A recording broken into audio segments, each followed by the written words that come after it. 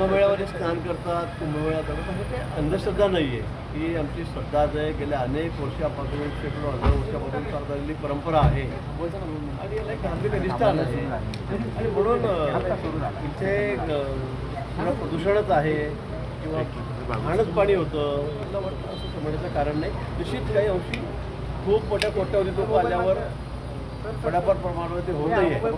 आता नाशिकच्या बाबतीमध्ये मी सांगेल की आता आज गोदावरीमध्ये प्रदूषित पाणी येतं तर आहे. अनेक फॅक्टरीचं डायरेक्ट केमिकलयुक्त पाणी त्या ठिकाणी येतं आहे.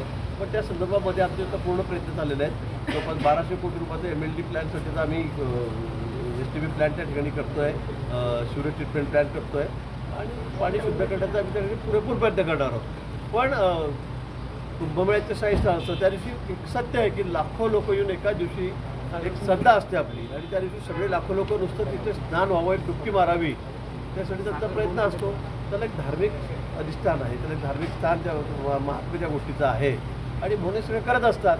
आता राज ठाकरे साहेबांना वाटत असेल त्यांचं मत वेगळं असू शकतं, पण मला वाटतं ही काही अंधश्रद्धा नाही, ही अंधश्रद्धा नाही, त्या काही जादूटोना नाही किंवा काही छूमंतर नाही आहे.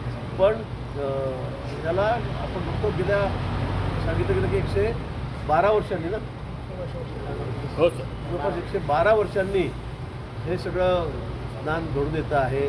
त्याच्या मागे सगळं पंचांग आहे, त्याच्या मागे सगळं अनेक तर्कवितर्क आहेत. त्याला धार्मिक त्याला एक आधार आहे, त्याला वैज्ञानिक आधार आहे त्या गोष्टीला. आणि म्हणून मला असं वाटतं की कुंभमेळ्याच्या बाबतीमध्ये काहीतरी अंधश्रद्धा आहे असं अजिबात नाही आहे. पण निश्चित राज ठाकरे जे म्हणाले की प्रदूषणाच्या बाबतीमध्ये त्या बाबतीमध्ये आम्ही सगळी पुरेपूर काळजी नाशिकसाठी घेणार आहोत.